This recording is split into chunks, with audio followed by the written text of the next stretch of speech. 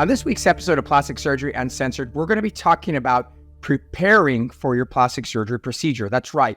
We're going to be joined by a patient of mine by the name of Caitlin, and we're going to talk about what happened in the time prior to her surgery. When we met, I gave her a recommendation in terms of the procedure I thought she needed, and I told her to go get ready for her procedure. Tune in to see what happens to Caitlin as she gets ready for her plastic surgery procedure. Welcome to another episode of Plastic Surgery Uncensored. I'm your host, Dr. Rady Rahban, and boy, do we have an episode for you. I am really lucky in that we're joined by a lovely patient of mine, Caitlin, all the way from Redondo Beach. Welcome, Caitlin. Hi, well, thank you. And today's topic is a very interesting one because at least once or twice a week, I have patients who are getting ready to have surgery. They book their surgery, and they ask me, naturally, hey, Dr. Rahban, what can I do to prepare for surgery? And we're going to tell you because what Caitlin did and why we're having this episode is that she's a mom of three. She was in reasonably good to okay shape. And when we talked, we had this same conversation, which is, what do I need to do to prep for surgery? And she's actually one of the few patients who did what we discussed. So you're definitely going to want to tune in and catch this entire episode. So welcome to the show, Caitlin. Thank you for having me. I'm excited to be here. Awesome. All right, Caitlin, let's start with some background because people always need to know who we're talking to and what we're talking about. So Caitlin, how old are you? I am 38. 38. And you're a mom of three beautiful children, right? 13, 6, and 3? Yeah. Awesome. And Caitlin, you're a whopping 5'3", right? Mm-hmm. And when you came to me, which was actually a year prior to your procedure, and I think that's really important to hear. You came to me and you and I were having a conversation, and the area that bothered you most was your abdomen, right? Yes. Right. You had a bunch of loose skin, some excess fat, and this kind of belly bulge that everyone refers to, which is eloquently diastasis recti, or muscle separation.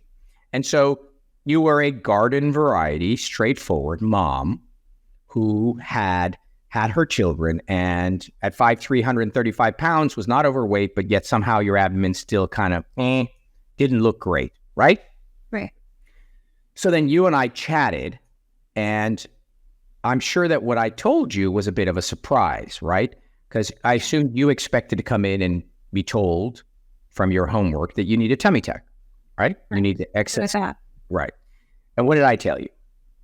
You told me that I could use a partial body lift, and I didn't know what to do with that information. Right. Okay. So what the hell? My money-hungry, greedy plastic surgeon wants to do more than what the patient came in for. No. What it turned out was that when we docked, it turned out that during your pregnancies, you had gotten quite large. You were 180 pounds, right? At your max. Yeah. So, average patient gains 25, 35 pounds. You had gained well up above 50 pounds. And as a result of that change, you had more loose skin than the average patient who's a mom, because you then had this sort of weight loss component, which is I was very heavy and then I lost a lot of weight. And so the reason I suggested to you a partial body lift, which means what? Which means in addition to the incision going to the hip, it goes around behind the hip and towards the buttock. So it goes almost all the way around 360. And the reason I recommend that to you is because you had all the loose skin and all this redundancy and excess fat that was trapped there. And I was certain that at that current body shape, had we done just a tummy tuck, it would look like crap. You would have a dog ear. You'd have a lot of excess skin or redundancy on the sides. In other words, your diastasis would be fixed, no problem. Your abdomen in front would be tight, no problem. But the sides of your abdomen or your hips would not only not look good, they actually would look bad because now you have this sort of bulge effect, which is called dog ears. Yeah. So I go ahead and explain this to you, and you're obviously quite disappointed, right? Yeah, my head was like spinning for a while. I was like reaching out to people who had experience with this, and I was like, were you told the same thing? I don't know what to expect. What do I do? So yeah, my head was spinning.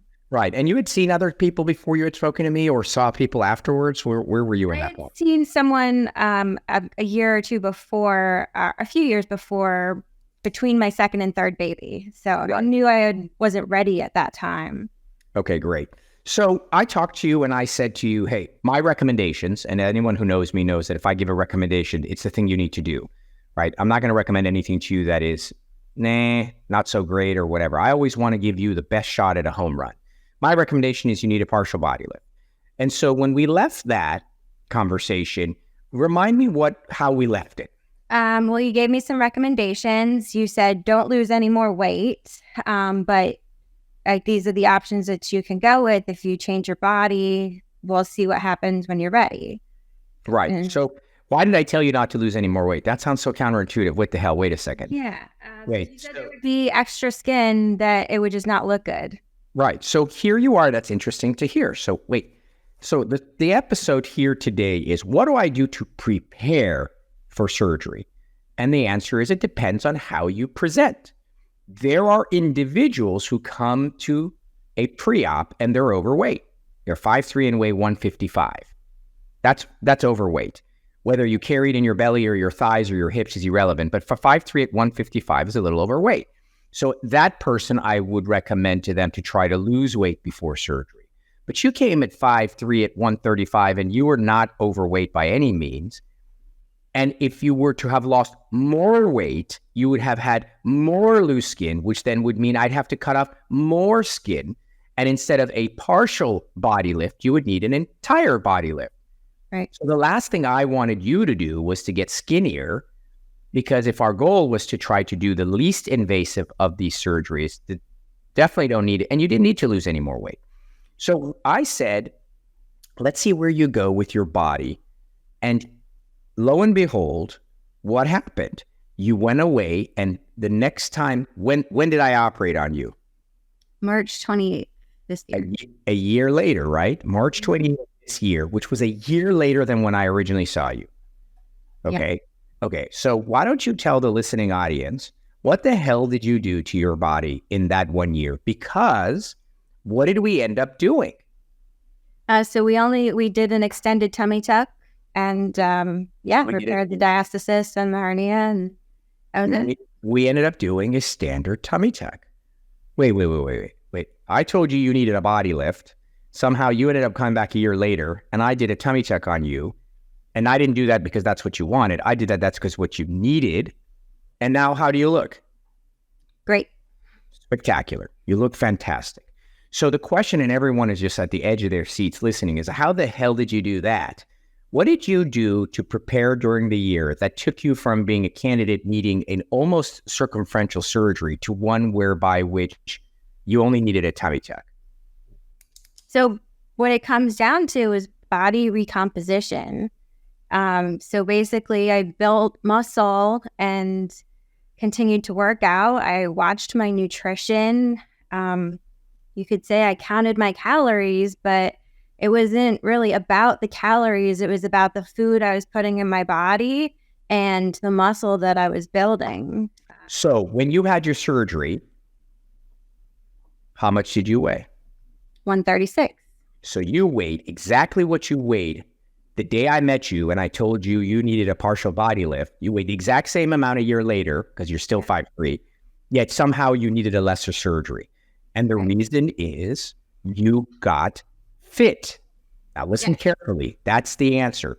I don't think people understand what recomposition means. It sounds too sexy. No. What happened is, plain and simple, you got fit, not skinny, fit.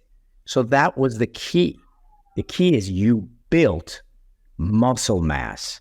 You went and worked out, and you can only build muscle mass and you can only get fit if you eat well. You cannot get fit by working out. That's true. You can work out until you're blue in the face. If you don't eat right, it's not going to matter. You cannot, I want everyone to listen, you cannot get fit by working out. You can only get fit by eating right and working out. And so what I the reason why I said, oh my God, holy shit, you look incredible. And what did I say to you? I said, I need you on my podcast. The reason why I have asked you here today is because people constantly ask me, how do I get ready? What do I do to prepare? I have 3 months. I have 6 months. I have 9 months. What should I do? What should I do? What supplement should I start taking? And I always tell them to get in shape and get fit. But I would say what? 1%, 2% actually do that in preparation.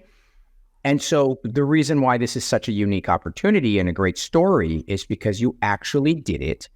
And what happened as a result of getting fit is that you required a much lesser surgery because your body consumed a lot of that skin by getting in shape and building muscle mass. You didn't just disappear and get skinny. You got muscular and fit, and you pulled in that excess skin that you had built around the love handle area. And as a result, when I saw you in pre-op, I was pleasantly surprised that you could not only you could get away with, but you only needed a tummy tuck, which means great news for you. So we're going to take a quick break, and then I'm going to come back, and I'm actually going to ask you, because I know everyone who's listening is like, great, that's wonderful. She's genetically blessed. Oh, she must have had a trainer. Oh, she has a nutritionist. Everyone is sitting at home thinking there's an excuse why you could do it and they can't. Yeah. We're going to come back, and you're going to tell me exactly what the hell you did. I mean, verbatim, and then everyone's going to listen and realize there is no magic. There was nothing special, nothing that you have proprietary, nothing that you have that they don't. It's basically old-fashioned basics. So, hang tight. We'll be right back.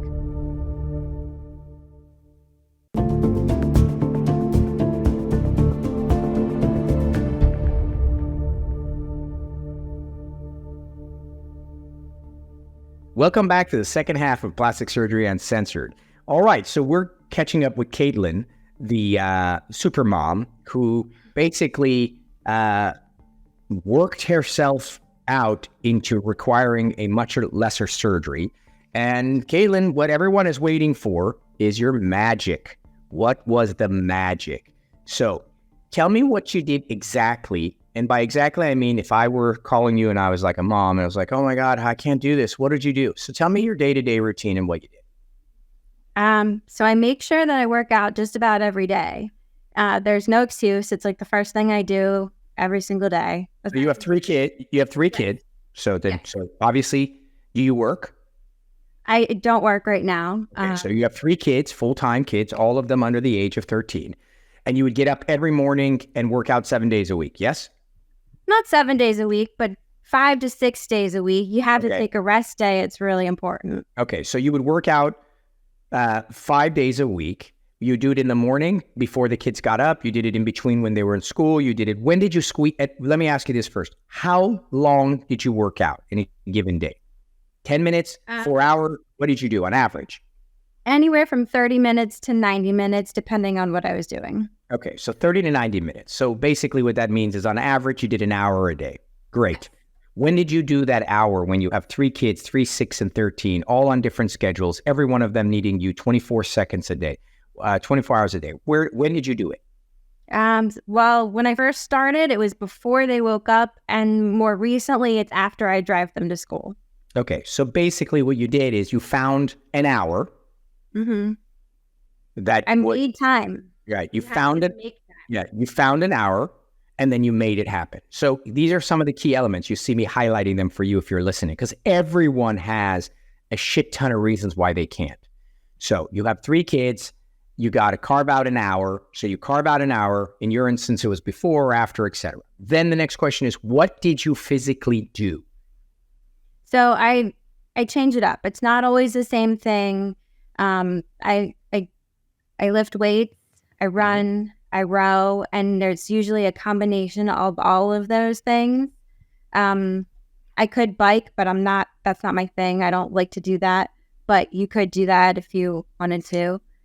So question for you is, where did you do this? At home, or you went to a gym? So in the very beginning, what got me started was going to a group class, and I loved that. And they actually taught a lot about nutrition, and I took that And this was before the pandemic. So it's stuff that I knew before all of that. And I took it with me and I've been doing it in my garage. Okay, so this is the key elements. I'm going to keep breaking it down. You know me, I'm going to keep dissecting it. You need an hour. You need to carve it out. It has to be yours. What you've stated is what everyone else states, which is you have to do a combination of cardio and weightlifting. You cannot get fit without lifting weights. That's true. Let me reiterate that. Here you are, all the women listening. Oh, but I don't want to get bulky. I don't want to be muscular. I don't want to look masculine. Never going to happen. You're never going to happen unless you take steroids. You must lift weights in addition to doing cardio. Otherwise, you will be flabby skinny. Muscle mass, building muscle in your quads, in your abs, in your shoulders, in your delts, in your back, in your inner thighs, all that muscle that you build, which will take twice as much effort than your husband and or boyfriend, is the key to creating the fit, tight, full body that you're looking for. The cardio is important because it's calorie burning, but without the mass building, you won't happen. Okay, so you mixed it up, which is what they call about muscle confusion. These are all things, I'm no personal trainer. How the hell do I know these things? Because these are the basics of all these goddamn programs. Every program you watch on TV late night and you're like, I hate the way I look. And you're like, oh my God, Beachbody, oh, Tony Horton, blah, blah, blah. It's all called muscle confusion, which means after a period of time, your body gets used to whatever you're doing. So change it up. It's great for your body. It's also great for your mind. You don't get monotonous and bored. So that requires weightlifting, then maybe a little rowing, then maybe a little running, then maybe a little bit of rollerblading, maybe a little tennis, whatever, but mix it up. So the next question is, so you're doing this mixing it up thing, and we just made this huge statement that you need to eat right, you need to eat right, you need to eat right. So what are you eating? You have a chef that comes to your house and makes you this special food, and you know it's really expensive, and you have to go to special markets to get it? No, I'll make my own food. I rarely eat out, so I think that helps me. But I track what I eat. I eat a lot of protein. I eat a lot of lean meat. What are those things? What are your proteins and what are your lean meats? I want specifics. People don't know any of this stuff. What is a lean meat? Your lean meats are going to be like turkey and chicken. Turkey and chicken. How about I love bacon? Bacon, sizzling. It's protein. It is protein, but it's mostly a fat. So it's a fat protein and not a lean protein. Healthy fats are going to be good for you too. So bacon, not so great, but in moderation, it's not going to hurt you too bad. Yeah, but we're not talking about moderation here. We're talking people only live in moderation. That's the goddamn problem. We're talking about specifics. So the specifics are, if you work out, you need protein. Your body needs protein to build muscle. Muscle needs protein. Protein comes in different forms. Lean proteins, fish, chicken, turkey, even very, very lean red meat works fine. Yes. Fatty proteins that are not ideal. Fatty proteins being what? Like shrimp, fatty red meat. Not all red meat is fatty. Bacon, sausage, all that garbage. So that's number one.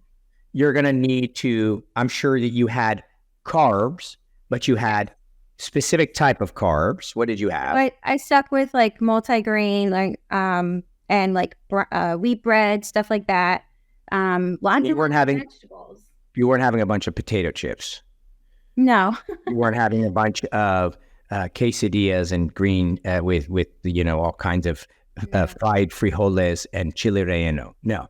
So any of this information that Caitlin is sharing with you is not going to be it's not going to be earth shattering. It is the basic fundamentals of every goddamn nutritionist and every diet, Atkins, keto, blah, blah, blah. It's very basic. There are some basic food groups. If you eat them all balanced, you try not to cheat a lot, eat a bunch of crappy foods, and you work out, you're going to look amazing. So the thing about it is about preparation, meal prepping. You can't have 3 children, be running around, wait till you're starving at 2:30, and then be like, God, I'm so hungry, and then expect to eat healthy food. It's not going to happen. You're going to go to wherever the hell your kids are at. They're going to have chicken nuggets because they're screaming their heads off, and you're just going to eat whatever you're there, and you're going to move on because you're in a survival mode. You have to prepare to succeed. So I'm assuming this diet of yours didn't happen whimsically. You didn't just randomly get hungry and go in the refrigerator and then have this incredible, quinoa salad. You must have No. prepped for it, right? I do a lot of prep, but after doing this being nutritionally healthy for a long time, I have it off the top of my head. So I always have egg whites and eggs in the fridge. I always have chicken. A lot of times we'll grill a few pounds of chicken. So we have grilled chicken in the fridge ready to eat, put on salads. Sometimes I go with lunch meat, but that's full of sodium. So I try to stay away from that for the most part. But lean turkey is still really good for you. And then, a lot of grilled chicken in the evenings with sweet potatoes, lots of vegetables, salads. Sounds so boring. It's not that boring. It honestly, if you just add the right seasonings and flavor, it makes you feel so much better that you won't want to go back to burgers and fries. All right. So here you are. You come to see me. You get on this incredible diet and exercise kick. And what do you know? You still needed surgery. Yeah. Why is that? You should have been able to just magically make it all go away. Your 3 children, the loose skin, the separated muscles should have just vanished, right? Wouldn't that be nice? But that's not the case. And the case is that the purpose of this dialogue here today is not to tell you what to do in order not to have surgery. It's to tell you what to do in preparation for surgery. Yes. The answer is that by being in shape and looking your very best, when I do surgery, you look incredible because your base and foundation is outstanding.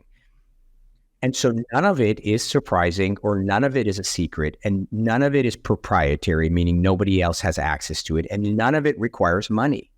It isn't about, I'm not rich enough or I don't have resources. I'm paycheck to paycheck. It's all about choices, planning and choices. Do I buy chicken breasts or do I buy bacon? Do I buy quinoa or do I buy Uncle Ben's rice? Do I buy wheat or do I buy white bread? Do I go and sit on my sofa and watch some Netflix or do I get on a rower for 20 minutes? These are all choices. And the fact of the matter is that most people do not have the discipline. They just don't want that. That's all it is. There is nothing else there other than discipline. The key to all of this is getting enough momentum, getting over the hump that it becomes routine. Notice what Caitlin says. At the beginning, she meal prepped, and now it's just a way of life. In other words, she just has it down to a routine. And that's how it happens with all things. You're not going to love eating healthy at first because you don't know how to do it right. You're not going to like working out because you're going to be sore and tired. But eventually, if you stick to it and you wait it through, you're going to find that whatever it is that you're doing is now just the way you do it. It's just the new you. Now, question for you, is your husband overweight? No. Is your husband in shape? He is. He wasn't, but I think that watching me, he got inspired. So what does that tell you? That tells you it's very difficult for an individual who lives in a home with another person to change their lifestyle while the other person is living a different lifestyle. Like if your husband or your partner wants to eat, French fries and chicken nuggets, and you want to have lean protein and broccoli, that's twice as much work. You have to cook twice. Yeah. So what you really want is someone to get on board with you. So your family as a whole is living this lifestyle. So it's effortless because that's just the way we all live, as opposed to you being on an island by yourself, trying to get in shape while everyone around you is swimming around with sharks. Yeah, that's hard. That's how it was at first. And it's always difficult when you have to make those choices for yourself when everybody else isn't making those choices and you're making multiple meals and you're the one that's leaving the living room to go work out and they're watching TV. But so then the next question is, what is the motivation? What drives you? So you come and see me, you're 5'3", you weigh 135 pounds, so you're not overweight. You've had 3 kids, so you have a great excuse. And I can fix it by operating on you, and it just needs to be a longer, bigger surgery than maybe you wanted. Why not just go under the knife and call it a day? What motivated you to do all this crap and look this good? What drove you? Well, what drove me was really, I want to be there and do things with my kids. I was sitting on my front step one day watching my oldest when she was younger, and she wanted me to play with her and run around, and it was too hard. And I was like, this is ridiculous. I'm young. I should be able to get up and run around with her. And me not wanting to because of how I feel and my weight, it wasn't a good enough excuse. So I made a change. And now I run around and I play with them. I pick them up. I just throw them in the air. I feel strong and I love that. And I wouldn't trade it for the world. So I keep it up because I want to feel like this as long as I can. Okay. So the answer is something has to be important enough to drive you to do this for yourself. And many, many, many, many times people do things for people they love. They quit smoking for their life partners. They stop eating for their life partners. They do a lot of things for other people because they love other people. And that's the beauty of selflessness, is you won't do it for yourself, but you'll do it for someone else. And so what you need to do is, the moral of the story is, number one, find an inspiration. It's your child, it's your grandfather, it's whoever. Second, create a plan that has a potential for success. Actually plan it out, map it out. Map out, what am I going to do? How many times a day? From when to when? What am I going to eat? Where am I going to order it from? How am I going to get it ready? If you do not plan it, you will 1000% never get there. And then you have to stick to it for a long enough period of time that you can get over the inertia or the momentum of the initial, I don't like this is not feeling comfortable. And if you do that, those 3 key steps, you too can have a transformation and be what we refer to as be fit. And in some instances, you will need surgery. In other instances, you'll just have a better outcome from surgery. But there's no question that that's critical in order to feel your best, which then ultimately, obviously, looking your best is helpful. Yeah. Caitlin, anything else that you would want to impart to people listening about the so-called, how do I get ready for surgery? Since you clearly had it down when you did yours. I didn't do it alone. I definitely had help. I had friends. I looked for help. I found people who were able to point me in the right direction and give me nutritional advice.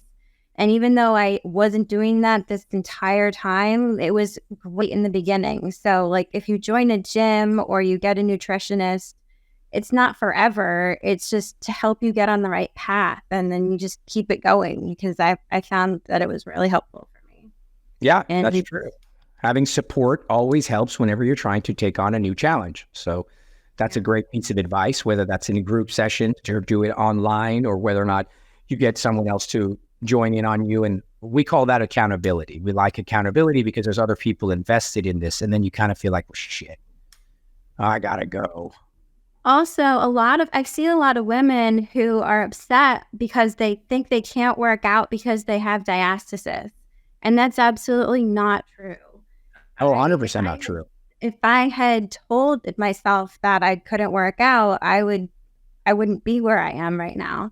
And just, there's certain exercises that you might want to stay away from, but you can do so much and get in the shape that you want to get in to prepare for the surgery and not just write it off. Yeah, so that makes a good point. So there's all this nonsense that's out there. I don't know where it comes from, and I don't know how it got disseminated. Your diastasis was torn during massive growth of a baby inside your abdomen. That's how it happened. You doing a bunch of exercises and crunches, albeit you don't feel good doing them because it doesn't feel wonderful, albeit it kind of is uncomfortable because it hurts, is not worsening your DR. That's a lie that physical therapists tell you. Your DR isn't going to be one day like you're doing an exercise. You're like, oh shit, it was 6 centimeters. Now it's 9 centimeters. It's a lie. That's never going to happen. Unless you have another baby inside your abdomen, your DR is your DR. So absolutely, there are exercises. You can do anything you want. And there are certain exercises that will be difficult to do because your DR is there. But it's not, there's no reason you can't exercise. And you're absolutely right, Caitlin, that a lot of people use that as a crutch to be like, oh, I can't because I got this DR. And, without getting the DR fixed, I can't get in shape. It's like this chicken or the egg. Clearly, you had pretty decent DR. And here you are. You got in great shape. And I did the surgery. So what was the magic there? None whatsoever. All right. Well, that was great. Hopefully people found it useful. What'll be wonderful is when they leave, they realize, wow, okay, they didn't really say anything all that earth-shattering. That's right. We did. We basically said what everybody already knew, but it's always nice to see people who have succeeded. And that's the reason why having you on was so helpful, because if I said everything we just said without you on with us, it would have just me babbling. But with you on here, now there's no excuse because you're living proof that it's doable. So thank you very, very much. I'm happy that you look amazing. And I look forward to seeing you at your last and final follow-up. I can't wait. Thank you for having me. All right, guys. Well, that wraps up another episode of Plastic Surgery Uncensored. And as always, if you love the show, do me a favor. Please, please, please share it with those that you love and know. Subscribe, download, write something nice, and write a review and tell us you love us. All right, until next week, signing off, Dr. Rady Rahban.